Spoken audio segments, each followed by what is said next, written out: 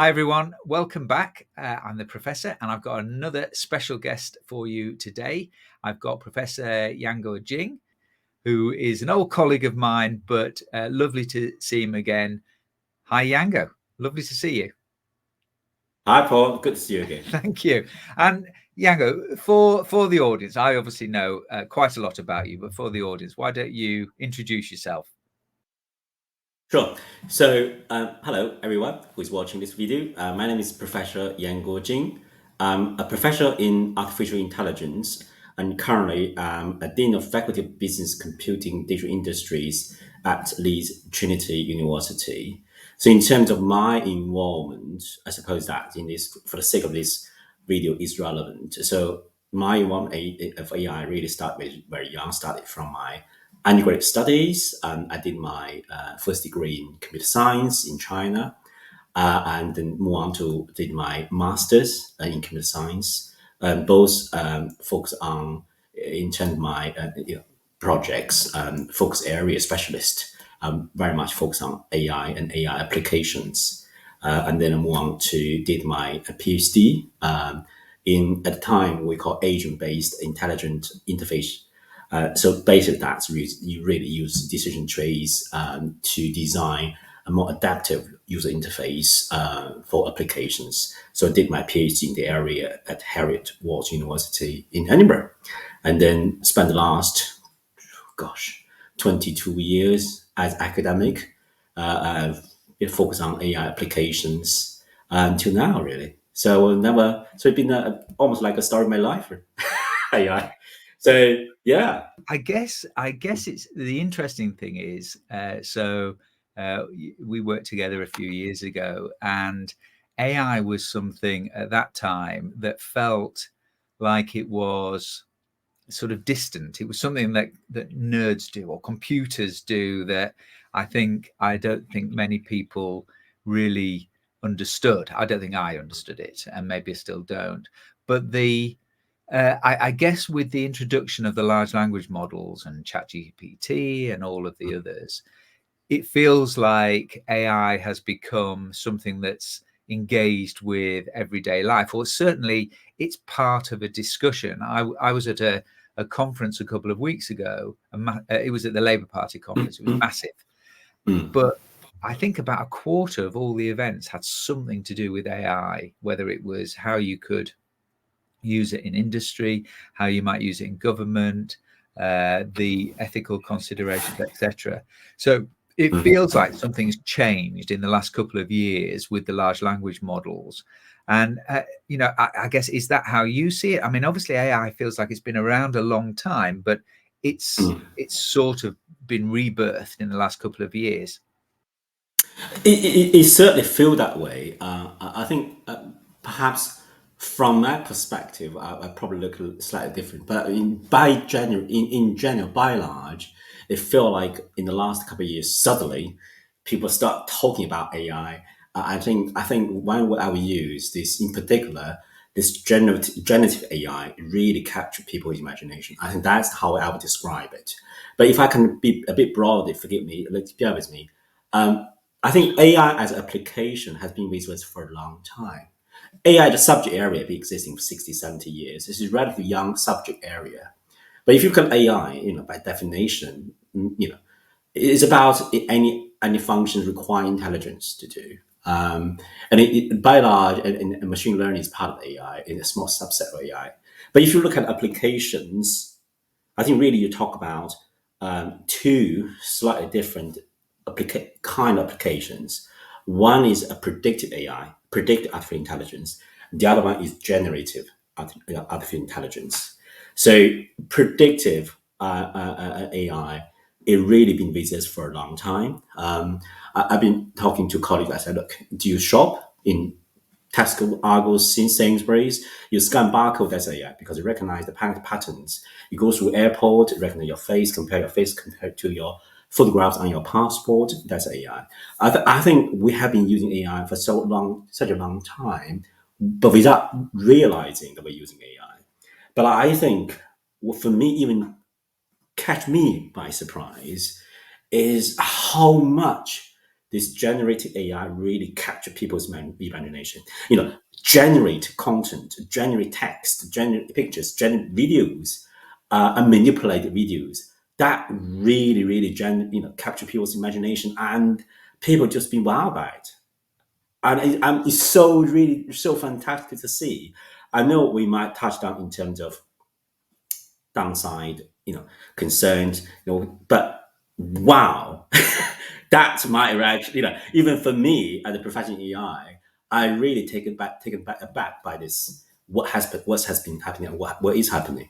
It is amazing. It Yeah. must be lovely to be, a leader in this field, and then suddenly the field becomes everyday conversation. It's like a lot of academics, as you know, a lot of academics work away on their particular research, and it's really important and interesting to them, but not necessarily at everybody's dinner table. Whereas No. I'm having conversations with my daughter about AI at our dinner table, and that must be, I guess, strange or lovely or challenging. It must be interesting for you as somebody who's a leader in this area. I'm not sure about leaders, but certainly we have a lot of conversations. I got a few tests.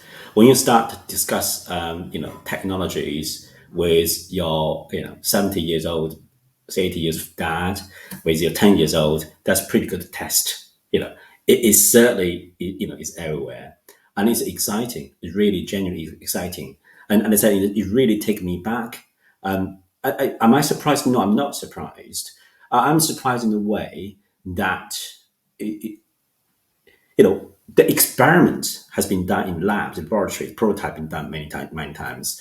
In terms of theory, I don't think we have catch with that milestone breakthrough. I don't think that's the key deciding factor. The key deciding factor for me is those enormous amount of investment and computation power and human resources being invested by the leading companies to make it more viable, make commercially available, and make it the barrier of usage is so low that everybody can use it, start using it. It's that I think is really, really pleasing to see. I think you're right, and it's interesting, isn't it, that you can have as many experiments going on in universities, in labs Ah, across the world, but you open it up to the world. It's like almost immediately this technology is being tested and worked through and challenged and edges found by a global population almost all at yeah, once. And I guess absolutely. in terms of growth and engagement, that's the kind of experiment that most people can only dream of. Absolutely. And AI, machine learning, we love data. As more user embraces technology, for good and bad, and we'll get more data, and that data will be generated, will be feed into, put into this enormous data set engines, continue to learn and continue to improve the quality of the outcomes from these algorithms. So it's hugely exciting, and for me, I think it, okay, there are some downside. There's things we need to get sorted, things we need to control, regulate, and all that. But certainly, the enormous quality, enormous efficiency it might bring to our life, to our work life, personal life, it's just enormous. It's enormous. It's really exciting. It is. I mean, I guess from my point of view, it's given me, and I'm a new adopter.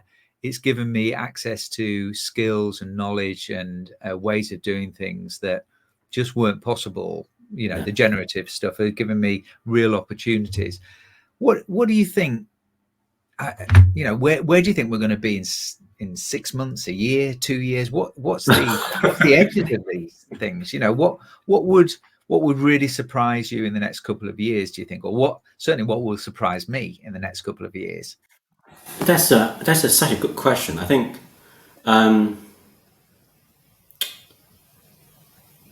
Let's start with education. The recent chat GPTs and the general tools, it is really is able to be able to take in users instructions and be able to generate this content to teach children, young kids, school children, maths and this and that. I think that's fantastic. Almost become an intelligent tutor itself in its own right. And I think that's very powerful.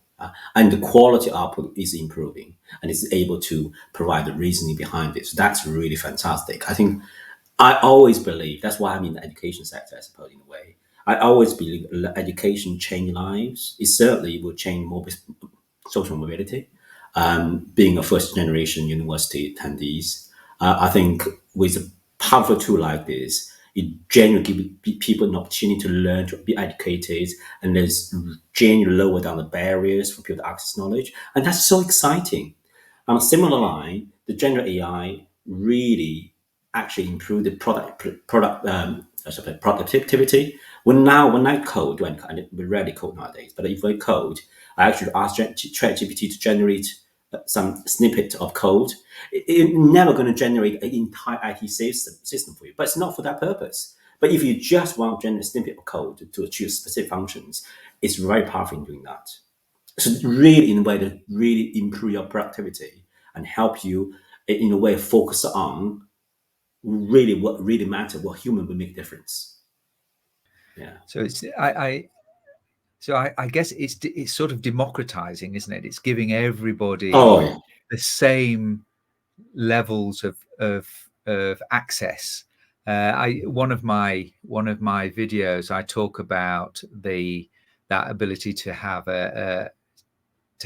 effectively an intelligent tutor, and how that can really enhance your learning and give you better outcomes. And obviously, you go to one of the very prestigious universities. That's how they teach, but it's not a model that you can operate with with the masses. So Mm. having a tutor that's available to answer questions, explain things, challenge, to help you with structure and thinking is Mm. really interesting.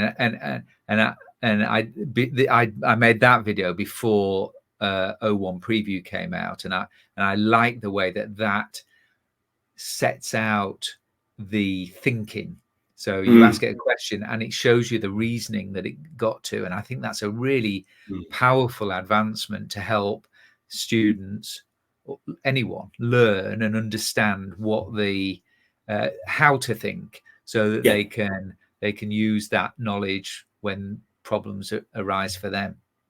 Yeah, that's exactly right. So I did some experiment with the tools that produced by one of the universities in Australia. So what we did is a very small experiment. Basically, we ask this generative AI tool to learn from a particular module. We have, we use Moodle. I think common use Blackboard. No, no. Owl, Anyway, we use one of Owler. Aula, yes, very good tool, by the way, very good tool. I suppose so. So we did experiment, asked the ChatGPT tool to learn all the materials for belong to a module linked to this to the Aula or Canvas, those kind of virtual learning environment. The tool is able to digest the material and then and we effectively provide a clone of the lecture for a particular module.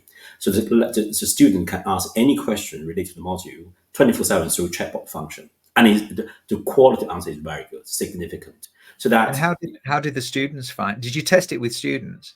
we only test for a number of students, like it's Yeah. very small experiment.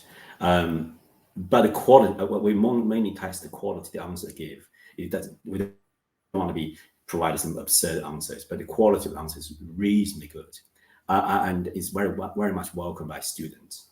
And my counterpart in Australia, they did a much larger cohort test. I think their experience showed the student absolutely loved it because effectively you got 24/7 service there, but it's dedicated to a specific module. And that, And of course, we know for us, that. is yeah. Sorry, I was sorry to jump in.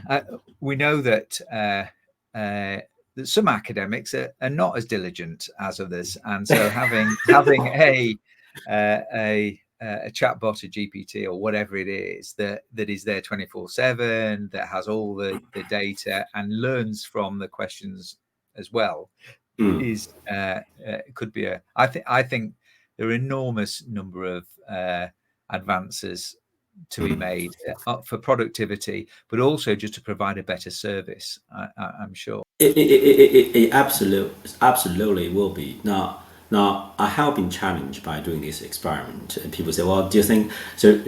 Probably we'll move on to this. So, job replacement, job losses. This is not only in context of education, in context of everything. Every time I've been chat with people, and the question will automatically be through at panel members. I think will the labor market job role change moving forward? Absolutely. But we're not living in the only era that job description changes. you know, um, Perhaps job loss, some roles will be replaced or revised, but there's no doubt in my mind that new roles will be introduced. And for me, this is the punchline for me. Wait for it. It's about people's quality of life. I think will be improved, both efficiency, the time they need to do to replace those laborious repetitive tasks that will be replaced by AI. So you focus on really more rewarding tasks that require human creativities.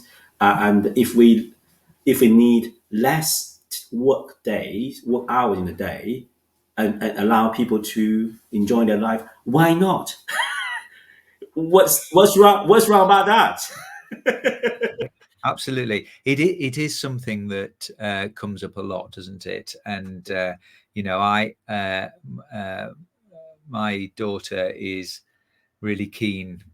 So my 17-year-old daughter is really keen to do filmmaking and that sort of thing, and she's very concerned about how AI is encroaching on the creative industries, and that the fact that you can use a piece of software and produce really high quality images and video.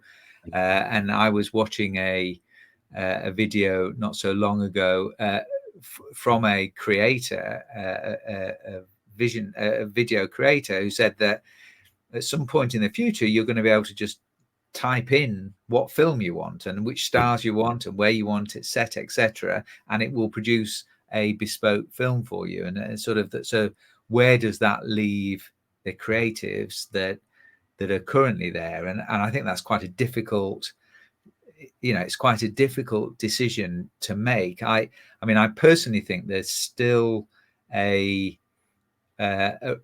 real benefit in that sort of live experience of things, whether it's music or theatre or whatever, that doing something with a group of people, feeling the atmosphere, those sorts of things that I think AI will struggle to recreate.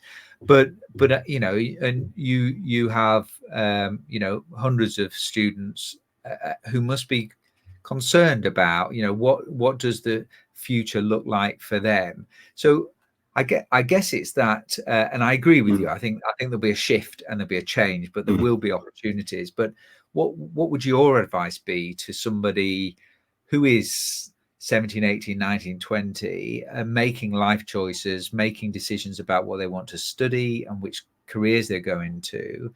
What would your advice be to help them to, I guess, have a fulfilling life? I guess using technology, whatever. How do you answer those questions? It's a difficult one, but if I've been asked a question, and indeed that's how I advise my son. Just follow your heart, follow your hobby, follow what your interest is. There will be life skills that it doesn't matter how advanced technology you develop, you still need it.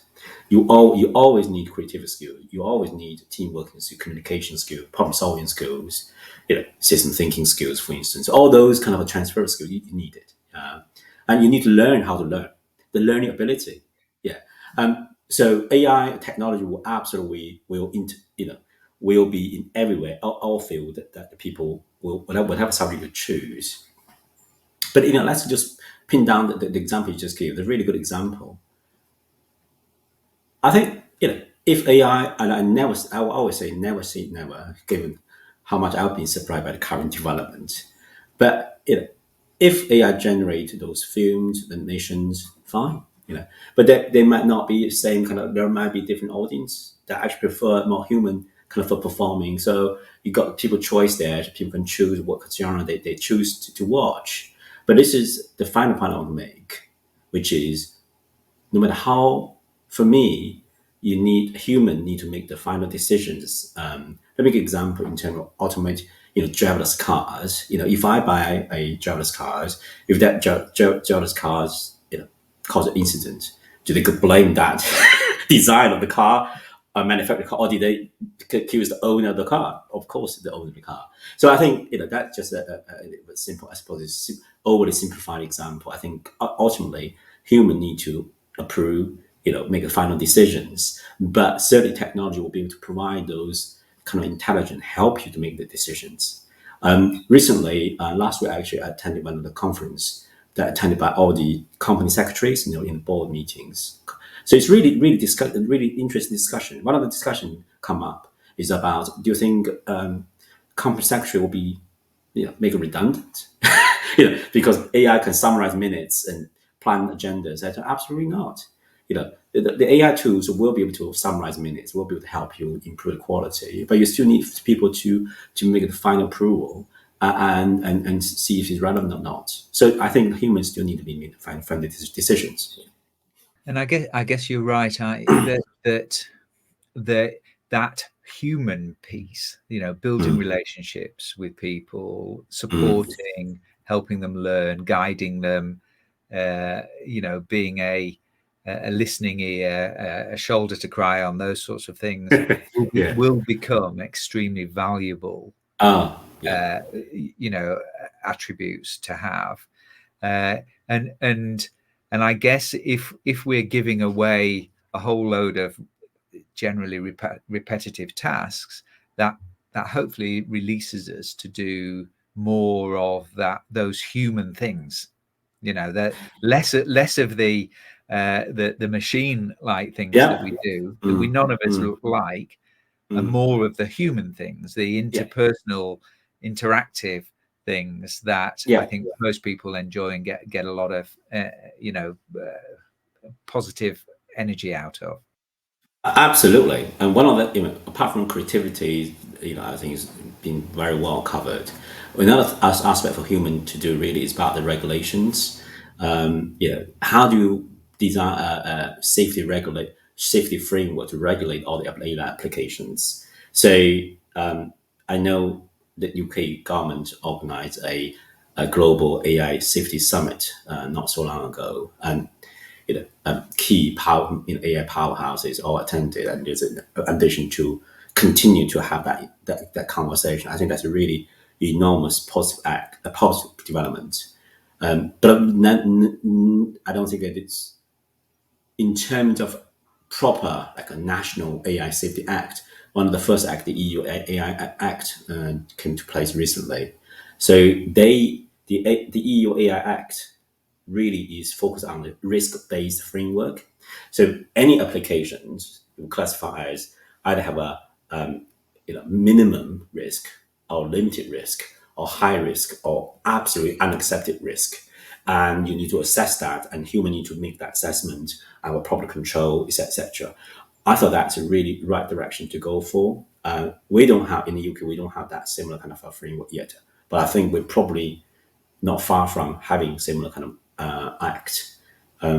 Not sure about China, America, because for obvious reasons, I think there is this balance or dilemma. Would the act, would it is any safety act constrain innovations, competition, etc. But this is I see this as a positive movement in terms of how proper control, proper framework, and human to control, be in the control on the control seat. If that makes sense. It's a balance to be made, though, isn't it? You're absolutely right that you can, I mean, you can get rid of all risk completely, but then you don't have AI, you don't have the innovation, you don't, and I don't think anybody wants that. So there is a line to be found, and that line may move. I guess one of the things that people say to me is that, I mean, you often hear the sort of quality of the data, bad data in, bad data out, all of that sort of stuff, and I'm sure that's true, but also that the data can have bias in it, or built-in bias because of where it's come from, and it's a lot of the data is historical, and we've got better and less bias over time, and actually if you build in the biases to AI and then give it problems to solve or decisions to make, then you are effectively hardwiring that bias, and those are areas where I think people are very concerned. I'm absolutely right to be concerned about. I think one of the examples a colleague told me is that if you ask one of the general AI tools to generate a professor picture, guess what? It will be a white male professor picture. So that's exactly your point, Paul. I think so. Data is really important. You're absolutely right. That's the starting point of any AI applications. And make sure the data is accurate, make sure that you iron out those noises, make sure that the data is a fair representation of the matter that we talk about is absolutely crucial. If you only feed male professor into the professor image pool, then there's only one result you get. Is absolutely right. It's interesting that I recently myself into one of those projects. You'll be pleased to hear this. So we got some funding to use AI to automatic grade jobs for education, for higher education. When you get a new job descriptions, a new roles introduced, there's a certain rules and very strict rules to classify. 15, you'll be 15 elements. Each element you will give a score, and they all come to a certain total score, and then decide if this job grades 6 or 10, whatever. So this really interesting project we embarked on recently. One of the first that we did is just make sure that we got the job description absolutely correct and being fully validated by a panel to make sure they are fairly assessed and they are representative. I think one thing for that particular project I'm very assured of is all the job descriptions very much in line across different institutions and fairly assessed. So that's a good starting point. But come back to the question you asked is absolutely data, fairness data, a good representation, good quality data at the starting point is really crucial. I like to think that machine learning AI itself has ability to identify those unfair data as you give more data, because you were never going to get 100%. There's a reason for it. Yeah. If anyone tell me that the algorithm is 100%, I'll give a big question mark. So as you feed more data, I think the noise, so-called noise, will be, the influence will be down, if you like. I guess, and I think you're right that having this really powerful technology actually work on the diversity of the data or the quality of the data can hopefully be reinforcing, as long as the AI that's working on it is working from sensible data as well. So I think hopefully it will improve itself over time and become more. I get it. So it's interesting, isn't it? Because is it more representative or just less bias? And are those two things the same? Because as we know, there are biases in society. As we saw in the summer. And you really want those biases to be represented in the data. I guess the answer is yes, because it makes the data right. But somewhere you've got to make a decision about what's right and wrong at some point. And I guess that goes back to your point earlier about the user, the human, taking responsibility for the outcome. You can't just black box it. You can't just say, "Oh, it's the AI." If you use it, you're responsible. Yeah, I think one thing that university is particularly good at. I think many companies are following the standard set by university. Before any project I can embark in at university, we need to go through a very thorough, rightly so, ethical approval process. You absolutely demonstrate what is this you're trying to do, and what data you're going to manipulate. Is the data fair, and is this a right representation of the data? Have you got permission from the subject you're doing the experiment on, etc. etc. So this thorough ethical approval process is very. We need to make sure that's properly done, and as a people who regulate and help us to regulate those applications really need to look at very carefully. Particularly those applications actually make a big difference. So yeah. So let me give you one extreme example. One of the type of application being absolutely regarded as unacceptable risk by the EU AI Act, which is what they call social profiling. If you have AI social profiling says this type of people should not be suitable for certain jobs, or then that's absolutely should be unacceptable risk. That's a very extreme example, but I think with the whole proper social ethical approval process for any really significant project should be absolutely carried out very thoroughly. No, I agree. And I guess one of the things that comes up in sort of my inbox quite a lot, or in conversations with my colleagues, is it and it is an issue for our university, I guess, for my university, is how quickly we should start using these tools, and how do we uh, there's an investment required, of course, but how do we realize uh, the benefits of the tools? What does it mean as an organization? And I run a bit of a group that looks at these sort of big issues, but I guess my question really is about how should leaders really start engaging with this technology, and how will they go about making those quite tricky decisions? And that's such a good question. I've been also asked all the time. I think I might be a bit biased. I actually recently wrote a paper for HE professionals and draw a very nice diagram. But in a nutshell, I think, you know, particularly as innovative institutions, universities, we need to embrace the technology. We need to embrace innovation. Even if a smaller scale experiment or in pilot, I know you talk about investment. I will certainly not spend millions and millions of pounds without seeing a potential return. I would like to ask a pilot for a year and demonstrate benefit and then pay £1 million. That's the way the way I would go about it. I think it's about, of course, make the assessment, audit, but pilot in a sandbox and for a year and demonstrate function, the benefits. Certainly, I certainly think that we should do it now. We should do it yesterday. I always encourage my colleagues, my students, to say, you either ban Gen AI tools for your education, for your university, for students, or you embrace it. Well, I'm afraid if you ban students learning Gen AI tools, then they will not be able to be very competitive in the job market. I can't imagine any jobs, role in the future. They wouldn't ask you, are you familiar? Are you AI literature in the literature?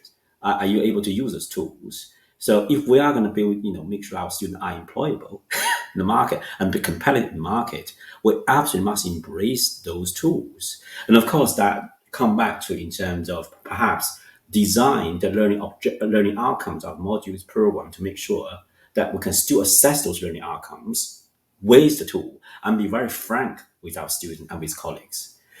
Academic cheating, well, I will move on now. Academic cheating is about not telling the truth. But if students tell us the truth, that's not cheating. It's up to us to design this assessment, the market assessment properly.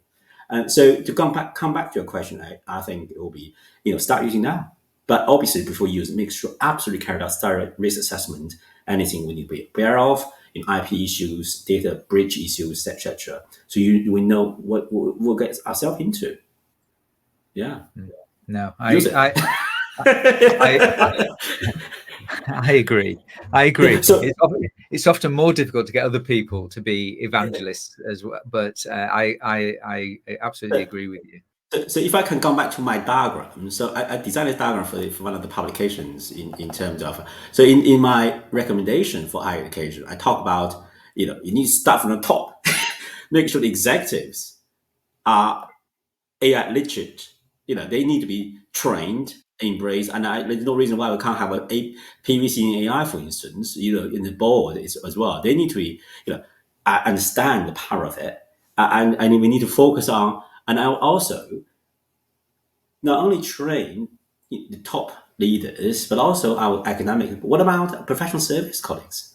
Everybody should be trained and embrace it, so that we embark this journey properly together, and one of the things I make a point in my article is simplicity, clarity is kind, in the sense that it's not that difficult. It's not that complex. It's us trying to make it so complex. There's a way to explain so we can make it easy, make it simple, make it so applicable, and make it easier for people to learn. It is possible. No, I agree, and I can recommend a YouTube channel that has lots of videos on how to use the technology and what it's about. That's I absolutely agree, Yango, and I hope we will get there soon. I think I'm finding it a little bit difficult to get everybody on board, but I think we will get there. And it's because it's a little bit. I know I remember when I first used ChatGPT, and then and thought, oh well, it's all right, it's not so Yeah, bad. But then watched a video on how to prompt properly, and yeah, suddenly you get a 100x output because you know what you're doing. And yeah. it was 10 minutes. It wasn't, as you say, it's not rocket science. It's something that's intuitive, and the ability to have a conversation with data or an image or whatever. Once you understand what that's about, it's as I say, it's intuitive and easy to work. All right. Well, as we sort of get to the end, I don't want to take all your evening up, but It's all right. I'd be interested in, I guess, as somebody that is probably, well, is definitely, really knowledgeable about this Mm. technology, the risks, is thinking about the threats and the ethical issues and those sorts of things. Would you say you are uh, generally positive or super positive? Are you, let's see where it goes, or are you very worried about what the future and AI's role in that future might bring? So I think I have a mixed emotions. I think I'm worried that we don't have a proper AI Safety Act to regulate those companies, and less extent universities, because we have a really proper and thorough ethical approval process. I think by and large and globally we need an AI safety framework to work on, so that we can make sure that AI technology is serving human race well. I think I'm cautiously optimistic that we will get there. So, but I'm really optimistic. I'm really, really excited to see the speed and the huge amount of investment and the momentums we're gathering in AI. And this is absolutely something that I will not predict 20, 30 years ago. It's just really exciting. Mm, it Yeah. is. Yeah. It is. And as we get quantum computing and all that sort of, you add all these things together, and suddenly, it's and I guess a lot of people are trying to imagine.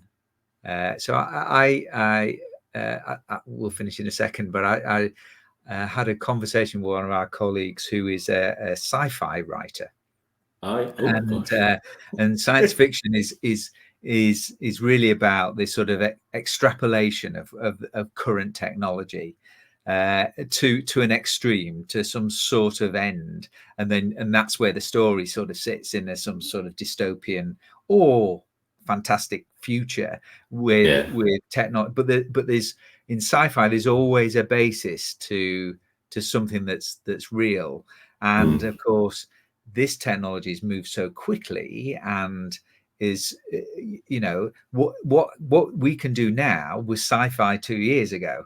And so you start extrapolating out from now, and it becomes really sort of mind-blowing. So I guess I hope that there are enough good people to make sure that you know, there's enough leaders to make sure that AI is managed effectively, that we do it sensitively, so that we look after our communities, etc. But I guess a bit like you, I'm very excited to see what the next developments. It's really interesting that I completely agree with you, said that, Paul. But if you recall my professorial lecture, at the starting of the lecture, we start with the sci-fi. So frankly, I'm a product. You know, the reason why I choose this subject area is because I've been inspired by a small sci-fi book that I read when I was, I don't know, 10. You know, yeah. So there you go. So go sci-fi books. And that's lovely.